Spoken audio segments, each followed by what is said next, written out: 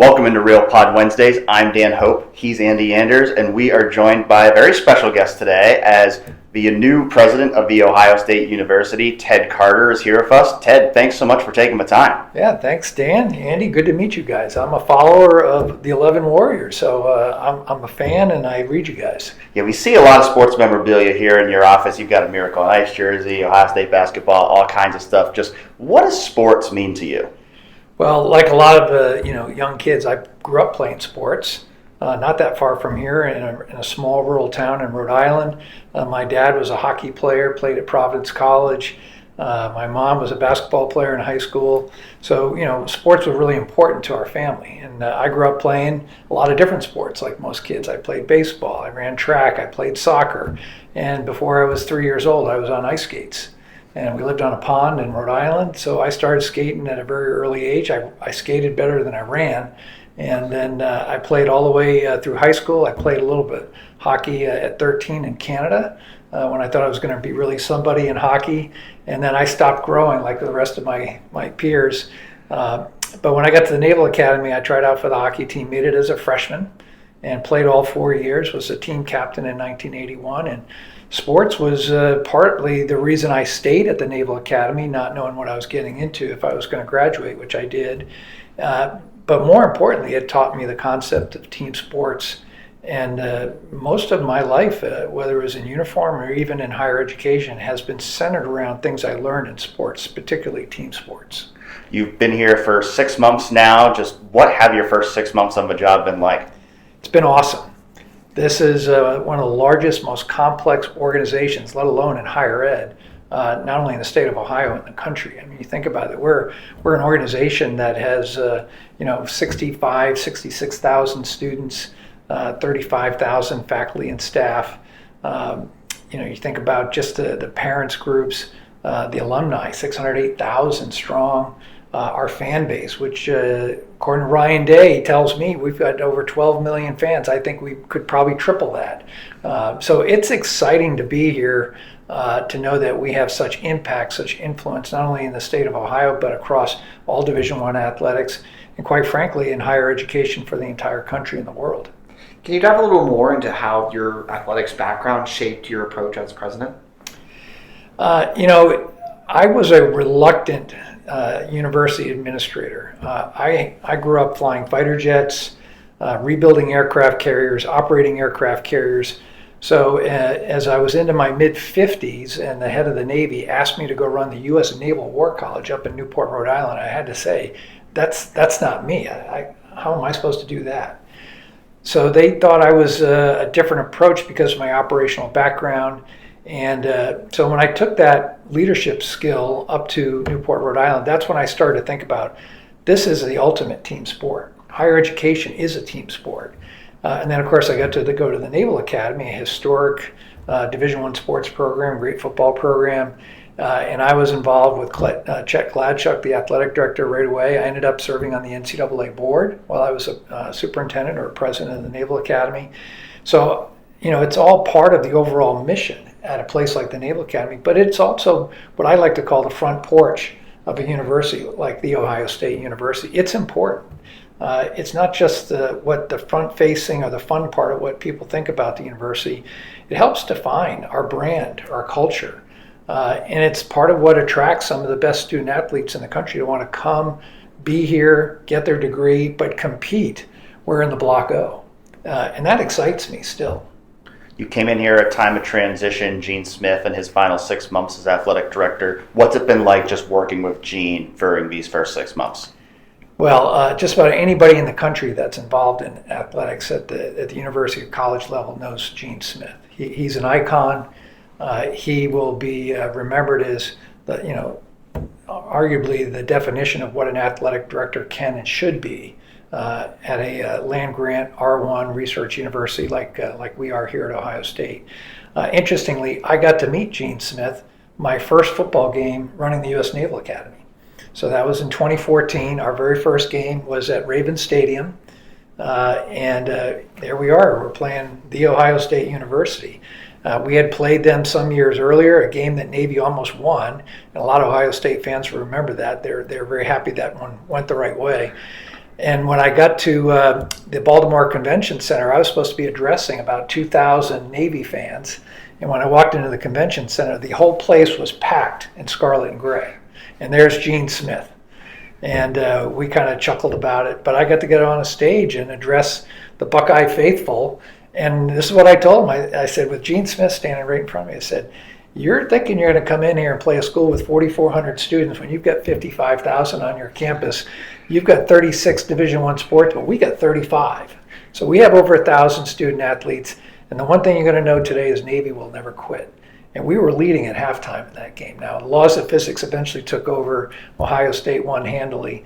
But Gene and I hit it off right there, and I had a chance to interact with him a couple times after that. So to come here and be reunited with Gene, and just to have the privilege to work with him for my first 6 months, as we're now in the last couple days of his tenure, has been a gift. What was it that made you decide that Ross Bjork would be the right guy to succeed Gene Smith? What gives you confidence that he's the right guy to lead this athletic department forward? Yeah, two big things to take away. One is there really is no replacing Gene Smith. I could not. We had some of the best athletic directors in the country interested in the job. What made Ross stand out was his experience. He was the youngest Division I athletic director in the country. He had been through multiple athletic director programs, some that had some controversy, and that's been noted. I answered that at his opening press conference. I made a comment that, smooth seas never made a good sailor.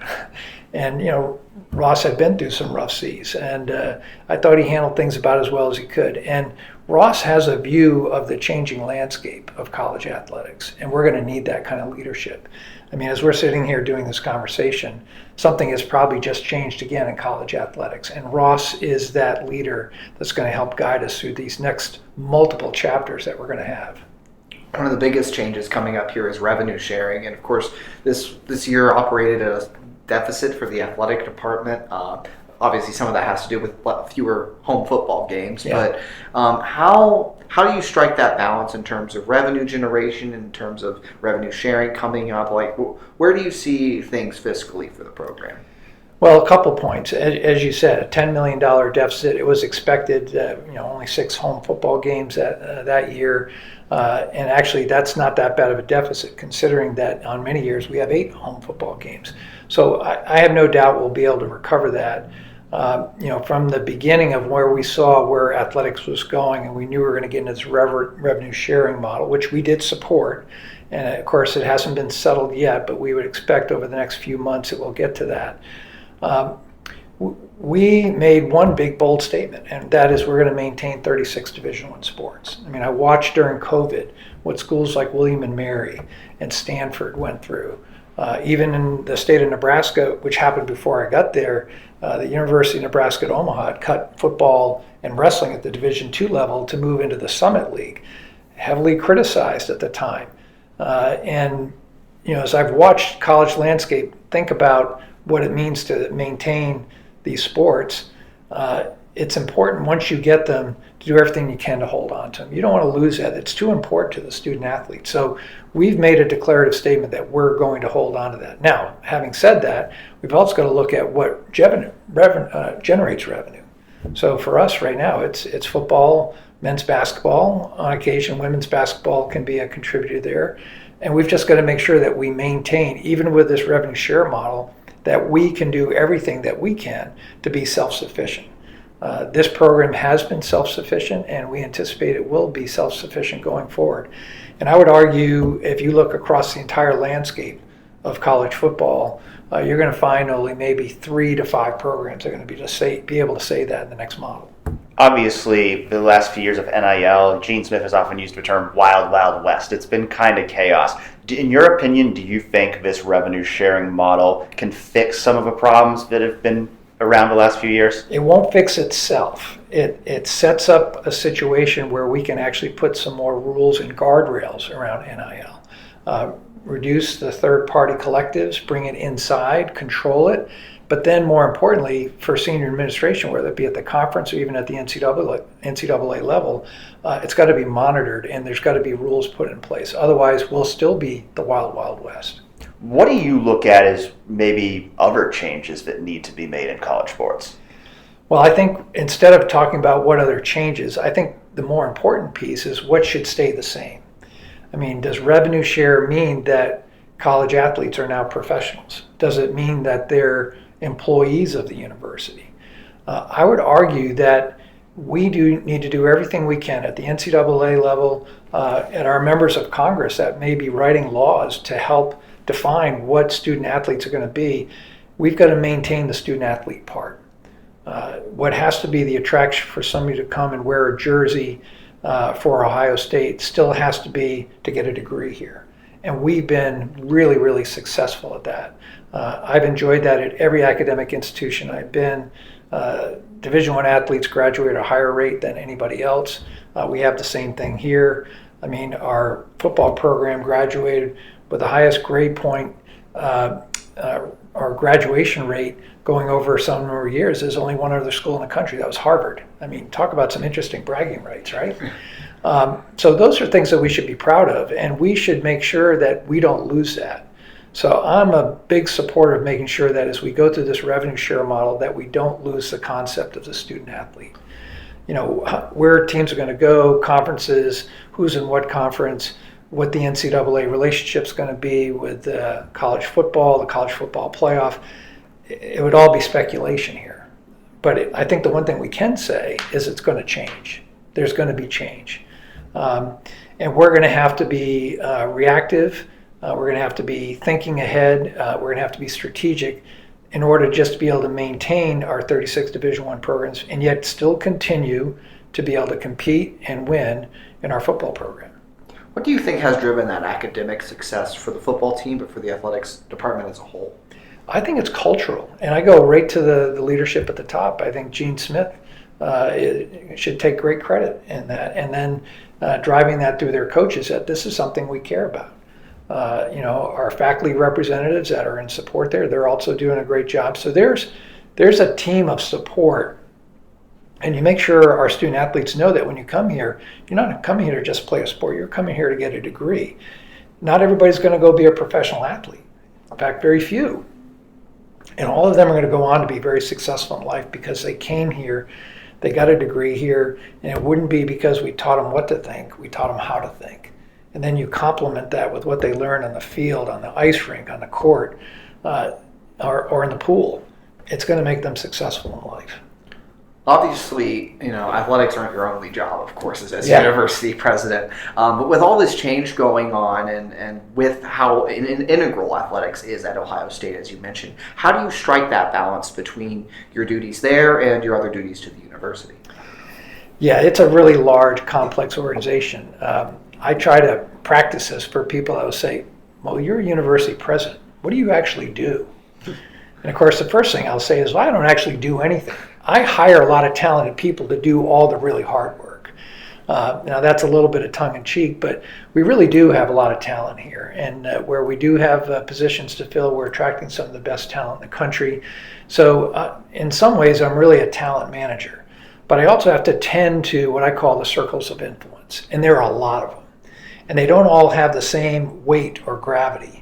So we've been talking about sports. That's certainly a huge circle of influence, a big circle of influence, especially when you're talking about a fan base, alumni, coaches, students, all the pieces that go with that, facilities. But then you look at the other big pieces of who we are and what we do. Academics, 15 colleges, 4 regional campuses, our faculty, which are world class, our staff that support for all the student success, the research that we're doing here, which is now approaching number 10 in the country. We just passed Harvard. We just passed UNC Chapel Hill. We're just about to go over $1.5 billion in increasingly important research. And then the arts, for which we are very strong here as well. When you look at all those constituencies, and then you start to look outside the Oval, the campus here, now we're talking about the General Assembly, you know, that are writing state laws for how we're going to do our business. We're going to give us our budget as a public university. And then the community itself, so not just Central Ohio, all of Ohio. We're the state's flagship, and we should care about what the constituents of Ohio think about Ohio State. And I've said this publicly already. We should be a university for all Ohioans, and we are. What we do in ag research touches all 88 counties in the state. We have extension offices in every county. I was just at our Worcester campus looking at our Ag Technical Institute. It's an incredible gem. I mean, 3,600 acres of just beautiful landscape, an arboretum where we've got 100 acres of some of the most amazing plants that exist in the whole world. These are things that we have and we do. I'll give you a great example. We have 7 medical colleges. We're one of the only universities in the world that has 7 medical colleges, to include a veterinary medical college that is one of its kind in 3 states. We have dental vans that travel all over Ohio that treat kids who are seeing a dentist for the first time. And we do that for the state. We do a lot of things like that that are so important to the state. And I'm still learning every day about something else that we're doing for the people of Ohio that just makes this institution so cool. So the point of where I was going all that is you've got to understand your landscape. You've got to understand who your constituents are, who those circles of influence are, and you've got to tend to them. You can't do them all at once. It's kind of like 36 plates spinning all at once. But you better know which one is slowing down. It's really important because you don't want to let it fall. So that's kind of how I view my job. I'm something of a conductor. I work very closely with our board of trustees, which are, again, a world-class group of men and women appointed by the governor who care deeply about this institution, that do this job selfishly for 9 years. That's their tenure. I mean, it is a really tough job for them to do. So we're thankful that we have all this support here. And I'm excited to be here, if you can't tell that already. The Big Ten is now at 18 teams, with Oregon, Washington, USC, and UCLA joining the conference. What do you think that those 4 schools bring to the Big Ten? Well, first of all, they're all 4 members of the AAU. So these are major research universities that are in the top now 71 schools in the country. So they're joining an elite group of academic powerhouses in the Big Ten. That's an important price of admission to get into the Big Ten, and something that was really discussed and will continue as we hold on to what we are. I mean, all 18 of these schools have all of their libraries interconnected electronically. It's the 3rd largest repository of information in the world. Just that alone is awe-inspiring. So these schools are first and foremost academic powerhouses, but they also bring 2 big things. They bring great football programs, and they bring great fan bases. And I think that's the biggest formula to getting into the Big Ten. Do you think the Big Ten will continue to expand, and what are the different things that you think that this conference should be looking for when vetting potential future members? Yeah, I'm going to say that whatever Ted Carter thinks on this really doesn't matter, because we can sit here and speculate what's going to happen next week and the week after, and whatever we come up with is probably going to be wrong. What I do know is change is inevitable, and we're going to see it, and we'll determine what happens next when the next thing happens. So we're just going to have to go into wait and see mode. Change is inevitable, I think, is an interesting way to view things, because you have to embrace change, right, to learn and adapt to a major job like this. What instilled that mindset in you? Well, maybe a little bit in my own career. If you look at where I've been and what I've done, from flying in F-4 Phantoms to being a Top Gun guy, going into F-14 Tomcats for most of my life, and then I didn't want to go be an aircraft carrier captain, but somebody said I should go do that. So I had to go to a nuclear power and engineering program. It was really hard. I was 40 years old. I had to go do master's level plus work at 40 years old, and then eventually go rebuild a carrier and command one and do all these things at sea. When you go out to sea, everything gets a vote, and a lot of it isn't yours. So the ocean is a crazy place, and if you're involved in flying in combat or any type of operations, there are so many other elements that get a vote in what happens. So you have to be a master of change and be willing to look at situations and be able to make decisions, oftentimes with imperfect information. And that's what's key to a lot of these types of high-impact jobs. It doesn't matter whether you have 3 seconds to make an information decision because you're moving at 600 miles an hour, or if you've got 4 days to make a decision. At some point, you're going to have to make a decision. And that decision is often going to be based on what is the dynamics of what's already has changed, and even sometimes a prediction of what will change without even knowing what that's going to be. Are there any, particular lessons you think you've learned just in your first 6 months here at Ohio State? Maybe things you didn't expect coming in?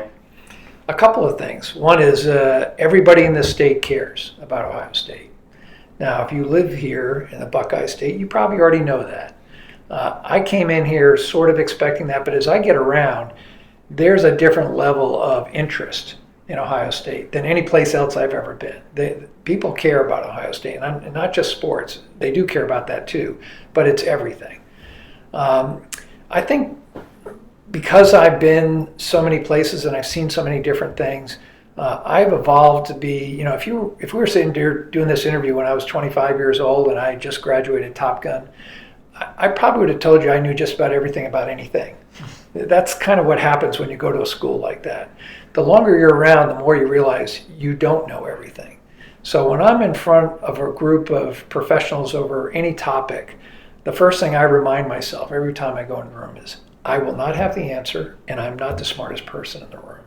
And that type of humble approach where you draw the best information, the best ideas from people is often how you get to the best solutions. How well have you gotten to know Ryan Day over the last 6 months, and just what are your impressions of his leadership of the football team? I've gotten to know Ryan very well, and we spent some time together, some one-on-one time together. We've been at Big Ten meetings together. We've been on an airplane together. We've had a lot of time to talk, and I've been very impressed with him. I've been impressed with what he's doing within the leadership programs within football. I've been impressed with the coaching hires he's made this offseason. He's recruiting well. I am obviously I'm watching and I'm paying attention like everybody else. I have high expectations this year, and just bottom line is I'm really impressed with Ryan Day. We're sitting in this office, and this might be a little off topic here, but I just wanted to ask, what's your favorite piece of memorabilia in here, and the story behind it? Well, there's a lot of things in here, but as a sports fan and as somebody that played hockey and even played a lot of men's hockey, I got to go to Mike Eruzioni's jersey from 1980 Olympic hockey gold. That came into my possession through a couple of mutual friends. But maybe even a little more interestingly is the picture from the cover of Sports Illustrated that's above it. So that is an actual photograph that was given to me by Hans Klutmeyer, who used to be the photo editor for Sports Illustrated. Wow. So in 1983, I was a young lieutenant flying off the USS Midway, and it was the height of the Cold War. We were intercepting Soviet bomber aircraft. We were trying to locate our aircraft carrier. I intercepted a Soviet airplane. I was taking pictures for photographic evidence, and I sent him an unclassified version of a photograph of a Soviet airplane just by looking up his address in Sports Illustrated, and he sent me that picture, and he signed it. Wow. So I've been carrying that framed picture from the cover of Sports Illustrated to what I still think is the greatest comeback win of any sports moment ever. So that's probably my favorite piece over there. There's a couple of other pieces. The Blue Angel helmet over there, you might say that's not sports related, but you want to talk about an athletic event. Flying with the Blue Angels, that was my actual last flight in the Navy, flying in the backseat of lead solo airplane number 5, which is that model over there. In 2016, I got to actually fly over the Naval Academy in the actual show as the head of the Naval Academy. And I was 57 years old when I did that flight. And they videotape you the whole show. So if you pass out under high G's, there's no faking it. It's a 45-minute show. The 2-seat jet had no air conditioning. It was 100 degrees in the cockpit. And there were over-under bets on how many times the Vice Admiral passed out when I got back. And the one that had 0 was nobody. But that was the winning bet. I would want to ask you, we see when you're at the sporting events, you always wear the leather jacket with the Ohio State logo on it. Just what does that jacket mean to you? So that is a real leather jacket that is given to aviators when they get their wings of gold. And it's just a reminder that I grew up in that world. Flying in fighter jets is part of like being on an athletic team. The most successful fighter squadrons operate and think that way. And to me, there's a crossover between what I did in the cockpits of F4, F-14, and F-18 Super Hornets to playing athletics to just now being just part of the landscape here, principally as an administrator, but also a fan. I know you've been to a lot of sporting events here already. Yeah. Has there been a favorite one so far? Oh, that one's easy. Watching our women's ice hockey team win the national championship, being on the ice with Coach Muzzerall and the women, and just seeing the excitement on their face. It's hard to even put into words just how awesome that was to be there in New Hampshire, watching them beat Wisconsin. How much excitement is there for that first Ohio State football game as president? It's going to be awesome. Now, this will not be my first Ohio State football game, but it will be my first one as president. So, yes, I'm really excited about it. I'm excited about the whole season. I got a news flash for everybody. We're going to be really good this year. I love it. Love the confidence. Obviously the roster's there too. But you got to drop the puck at a Blue Jackets game too, Yeah. right? We were talking to Ben earlier, and he mentioned that you, as in terms of NHL, you kind of root for whichever team you're closest to. So are you converting to Blue Jackets fandom? Absolutely, yeah. Now they're going to have a whole new team. They get a new general manager, new coach coming in, some new players. But anything can happen. The year that I dropped the puck for the Washington Capitals at an outdoor hockey game at our stadium rink in Annapolis, they won the Stanley Cup. So, and they were in the middle of the pack when that game happened against Toronto. And it was in early March, at the exact same time of year that we're going to be hosting the Blue Jackets. So, yeah, I'll be rooting for the Blue Jackets. I really enjoyed the Stanley Cup this year, like everybody else. It was fun to see a Canadian team against a U.S. team. And the two farthest corners of the North America that you could be in Edmonton and Miami. And of course, it had to go to Game 7, right? So, yeah, I mean, you just got to love that type of, theater when it comes to sports. Do you have like a favorite story from your own career as a hockey player? Oh, yeah. So, team captain, 1981, the city of Annapolis and the Naval Academy created a hockey tournament in a little bit of a jest of the famous the bean pot tournament in Boston. Ours was the crab pot tournament, and it got started my freshman year at Navy. So 1978 was the first year we did it. We won it. We beat Ramapo State, who was a Division III national champion. And in the year that I was senior, we had Penn State in the tournament. And the final game was Penn State against Navy. We were down 4-3 with about 2 minutes left. I was on the ice playing center. It was 5-on-5. And I drew the puck back to best player on our team, John Knight. Got the shot off, rebound right off the goalie's pad. Instinctively, I got it and just banged it in. Tied 4-4. We end up in regulation 4-4. We go into overtime. The head of the Naval Academy, Vice Admiral Bill Lawrence, who had been a very famous prisoner of war, watched the whole game. He dropped the puck. He was there. In overtime, the Carter Johnny Knight team came in again. This time I had the assist and John Knight got the goal and we win the game 5-4 and we carry the crap out. You'd think we won the Stanley Cup. It was, I look back on it, it was all small town, but, it was so big. But here's the kicker. Admiral Lawrence wrote a letter to my parents saying how exciting it was to be there in person and to witness us beating Penn State in overtime. And, as I read the letter, I had that flash of moment. Now, this is a time when we were just starting to wear face shields. It was the first year that we had face shields in ice hockey. And as I took that face off I just described to you, I remember that moment. I looked up. Every single guy on the ice had some blood on them somewhere. So, that's how hard fought the game was. Both my parents sadly passed away, but when my wife and I went to take care of their household goods, that letter was still hanging in the house. It meant that much to them. And so it just shows the power of writing a letter when somebody does something great. And I try to remember that. I write a lot of letters here for when our athletes do something special. I know we're running short on time here, so is there anything else that you want Ohio State sports fans to know about you or any message you have for them? I think the thing they should probably know about me is just how happy I am to be here. I don't know how it actually happened that I got to be in this job. This was not in my plan. This was not in my wildest imagination. And every day that I'm here, because I get to work with such great faculty and staff and our students, everything that is here at Ohio State, even during some of the most challenging times that we're seeing in our nation, this is an amazing place. And Ohioans and all sports fans, not just Buckeye fans, should be proud of what we're doing here at The Ohio State University. Well, Ted, we want to thank you so much for your time. Welcome to Columbus, and we hope to have you back on again in the future. Absolutely. Thanks Thanks so Dan. much. Thank you, Ted. Andy?